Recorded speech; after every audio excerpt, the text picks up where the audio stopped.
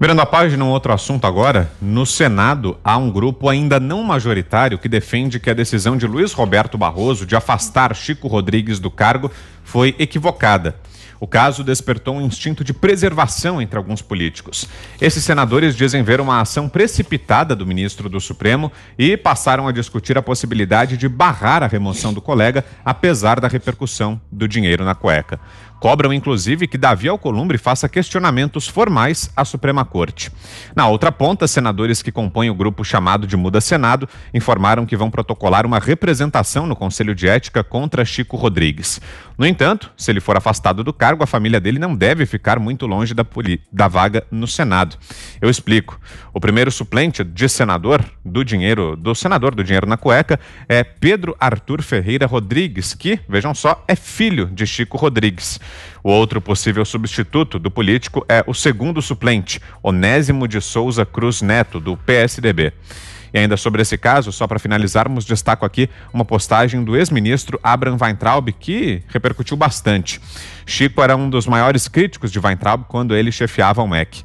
Postou o ex-ministro no Twitter o seguinte, abro aspas: "Não vou fazer piada, estou falando sério. E vejam abaixo que o senador Chico, líder do governo, me bateu o quanto pôde.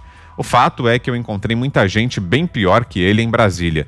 Dinheiro no rabo é ridículo e nojento. Nosso problema é justamente com quem não é ridículo." E agora há pouco foram divulgadas as primeiras imagens aí dessa operação de busca e apreensão contra o senador Chico Rodrigues. A gente vai acompanhar, vamos colocar aí na tela para quem está nos assistindo. Não dá para ver muita coisa, é uma imagem ali ainda borrada, aparentemente uma reprodução, um desenho ali do momento da busca e apreensão. O que chama atenção aí nessa segunda imagem que está na tela é que entre o dinheiro apareciam notas de R$ 200. Já essa nova nota que foi lançada há poucas semanas pelo Banco Central, a nota que tem estampado o lobo-guará de R$ 200, a nova cédula da família do real, e aí mais imagens também, ainda sem muita clareza, mas uma reprodução ali para ajudar a entender exatamente como foi essa operação. E a informação importante ali, valores retirados, R$ 15 mil. São imagens aí de documentos resultantes dessa operação feita ontem em Boa Vista. Fiuza. Boa coisa não é, evidentemente. A gente tem que fugir, Vitor, do espetáculo nesse caso, porque é um espetáculo patético, né? Escatológico, inclusive. Não tem como não entrar na crônica, né? da política nacional, no seu aspecto mais bastardo, assim como o assessor do Guimarães, do PT, inaugurou, como estava lembrando o Augusto, a cueca cofre.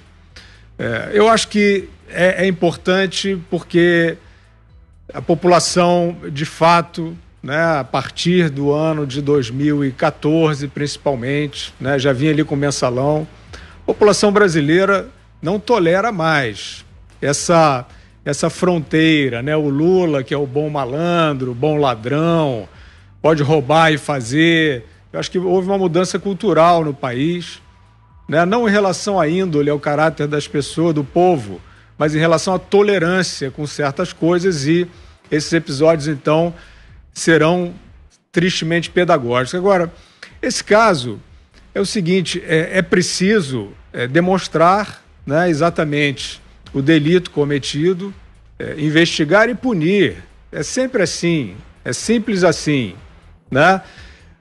Não adianta, Vitor, ficar aproveitando o que há de folclórico e bizarro nesse caso para ir um grupo dizer que tentar associar com o Bolsonaro, já vimos isso. Aí ontem o presidente Bolsonaro na live mostrando, explicando que a Controladoria Geral da União foi quem suscitou, e ele nomeou o controlador, foi quem suscitou essa investigação e a Polícia Federal quem executou. Então fica uma parte dos senadores ali meio querendo colar no presidente, fica uma outra parte meio tentando defender com o corporativismo e entra numa briga com o ministro Barroso do STF.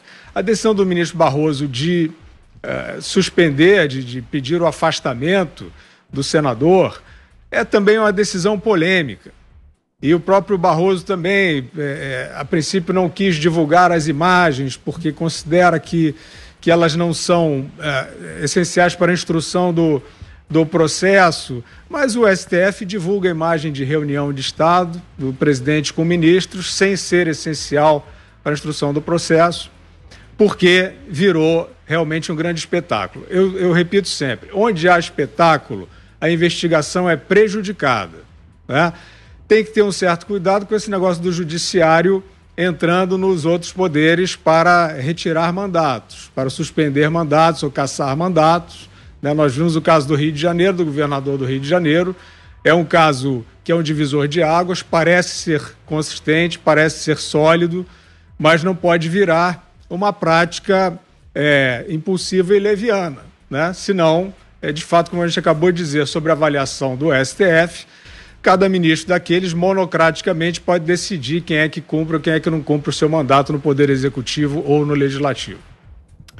E antes de te passar, Augusto, só mais uma informação ainda sobre esse caso, agora há pouco, justamente em linha com esse... Isso, então, foi uma decisão monocrática do ministro Barroso e justamente isso, agora há pouco ele pediu ao presidente do Supremo, ministro Luiz Fux, que leve ao plenário essa decisão do afastamento do mandato do senador. Ele disse que, embora não haja obrigação de ratificação da liminar em plenário, o caso deve sim ser discutido no colegiado. Bom, menos mal. Eu acho que o senador, evidentemente, tem de ser punido, né? Ele cometeu, claro, que é mais uma prova do crime, ou dos crimes que ele cometeu. Agora, não é evidentemente inconstitucional a punição de um senador eleito pelo povo, tá? Vamos esquecer aí, por enquanto, a cueca-cofre, por uma decisão monocrática de um ministro. O afastamento de um senador, do ministro do Supremo. Não é assim. Além de inconstitucional, ela desobriga o Senado de agir como deve. O Senado deve convocar imediatamente a Comissão de Ética e já começar a punição. Porque ele evidentemente afrontou a ética, o código mínimo de ética que deve regulamentar as ações dos senadores. Então, é duplamente equivocada a decisão do ministro Barroso, né? E também induz o povo a achar que o Supremo pune enquanto o Senado absolve. Não, o Senado tem que ser pressionado e cumprir o seu papel. Então, tomara que o Senado, o plenário, haja com o juízo que faltou ao ministro Barroso. Ele atropelou aí algumas regras. Agora, se o Senado não punir esse senador Chico, aí o povo precisa rever os critérios que usa para eleger senadores, sabe? Não é possível que haja um senador assim, além disso, com um filho como suplente. Quer dizer, a lei eleitoral tem que acabar com isso. Você não pode botar um filho como suplente. Em vários trechos da legislação, há o impedimento de candidatos que são parentes de quem ocupa determinados cargos. Agora, pode ser suplente do pai do Senado. Aí assume um pai desses, né? O filho não deve ser boa coisa, é evidente que não, aprendeu tudo com o pai, né? Deve ter a sua cueca-cofre também disponível. Então, muita coisa precisa mudar. Diga, Ana. Vitor, existe um cientista político, escritor canadense chamado Hans Hirschel, que ele tem um livro que fala exatamente do perigo da juristocracia nas democracias, que é exatamente quando o poder judiciário ele aí toma rédeas que normalmente são de outros poderes, como o Augusto aí comentou agora. O Senado deveria, sim, instaurar aí uma comissão de ética e já tocar exatamente os passos aí constitucionais para a remoção desse senador. E o que a gente vê muitas vezes são exatamente as nossas casas legislativas empurrando alguns problemas para o judiciário, sem ali mostrar para a sociedade a responsabilidade que tem na sua esfera institucional.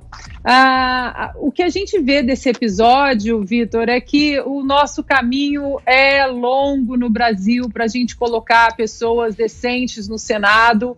as nossas leis, a gente realmente vai ter que mexer muita coisa, e para começar a mexer nessas leis, em reforma política, em reforma administrativa, a gente vai ter que começar a prestar atenção ali na urna.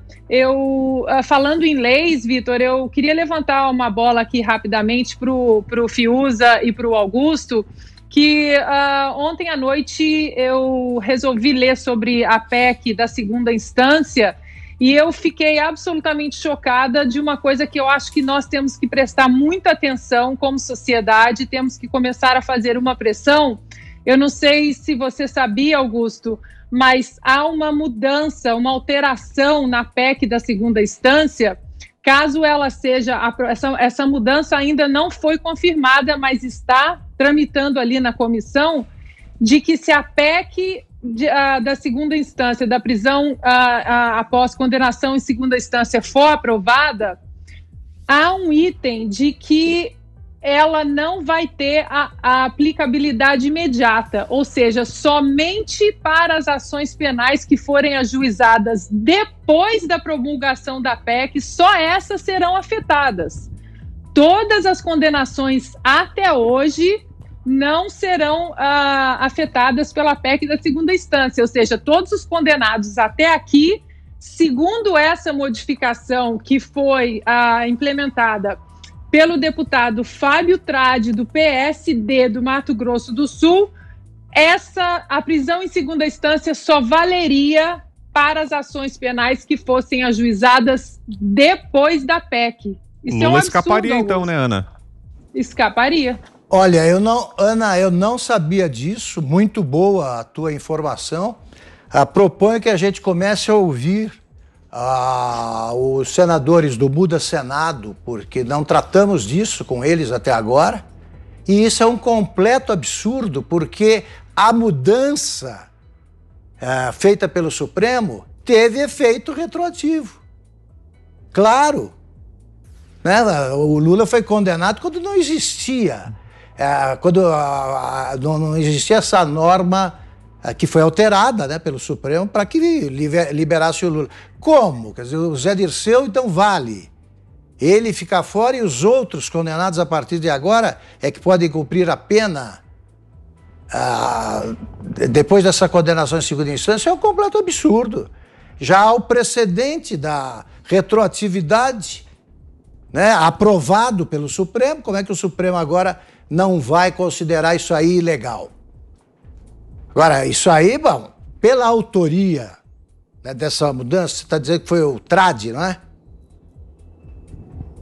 Lembrando, Augusto, que o texto original apresentado pelo deputado Alex Manente, eu conversei com ele hoje também, no texto original dele não tem essa mudança, e o Fábio Tradi, do PSD, é que está propondo essa mudança. Pois é, só por ter sido feita pelo Tradi já é suspeita. Agora, como é que o pessoal que apoiava o projeto original e continua falando conosco como se valesse o texto original, aceita uma mudança dessa que deforma tudo? Vamos conversar sobre isso. Ótimo, não sabia. Absurdo, não, Fiuza? E depois desse episódio aí do pacote anticrime, aí, em que foi embutida lá essa revisão a cada 90 dias das prisões preventivas, é cada vez mais importante que a gente faça justamente isso que a Ana fez. Inclusive, a gente cumprimenta a Ana e agradece a ela por ter trazido essa informação pra gente aqui. Se debruçar e acompanhar com olhos de lince, com lupa, cada projeto, cada texto que tramita no Congresso Nacional, para que não aconteçam pegadinhas como essa. Se é que dá para chamar de pegadinha, se é que não foi algo intencional e com intenções bastante claras, né, Fiuza? O Congresso, né, Vitor, e Ana e Augusto, ali passa do jeito que for possível, né? Eu acho que é importante a gente ser rigoroso na cobrança, mas, por outro lado, quer dizer, é um princípio até que pode ser defensável, porque você está mudando a lei, né? Então, o entendimento do STF é sobre a Constituição, algo que já está ali. Então, ele está, na verdade, aquela decisão do STF, ela traz um entendimento de como deve ser aplicada uma lei que já está lá. E uma nova lei não quer dizer, eu acho que juridicamente não é um absurdo você propor que ela passe a vigorar para os eventos que sucederem, né, a aprovação da lei.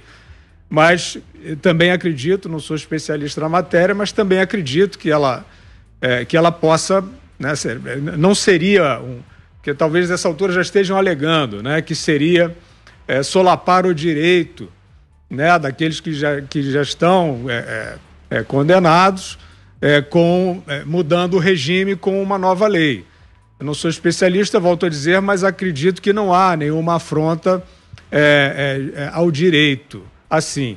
Mas é claro que a gente, ali, em se tratando de Congresso Nacional, a realidade atual, e nós falamos disso essa semana exaustivamente, é que essa proposição está parada. Essa proposição está parada. Nós sabemos que ela depende da instauração de uma comissão que está vedada pela regra que está vigindo na Câmara, e sem a instalação dessa comissão ela nem será apreciada. Eu acho que é isso. A gente tem que afirmar, né, evidentemente, esse princípio mais desejável, mas no Congresso é isso. Às vezes você entrega os anéis para não perder os dedos, né? E o que eu acho importante é que esse instituto seja consagrado em lei, porque, de fato, se não for retroativo, e eu acho que é um golpe não ser retroativo, mas pode ser um golpe entre aspas, né, porque é dentro da lei, mas o Lula, por exemplo, né, o processo do sítio de Atibaia, por exemplo, retrocedeu e ele vai ser condenado de novo, a não ser que se instale uma ditadura aqui. Se não se instalar uma ditadura, o Lula vai ser condenado de novo, mais de uma vez, e vai ser preso, que é onde ele já deveria estar agora. O Guilherme tem razão, as observações são muito pertinentes, até porque o Supremo, diante de uma lei assim, ele vai alegar aquele princípio, a lei só retroage em benefício do réu. O Supremo vai fazer isso. Agora, o Senado não deve facilitar a vida do Supremo. Mantém o texto original. Mas, de qualquer forma, é melhor aprovar alguma lei do que nada. E ela tem de ser votada assim. Quem está engavetando esse negócio são os malandros de sempre, né?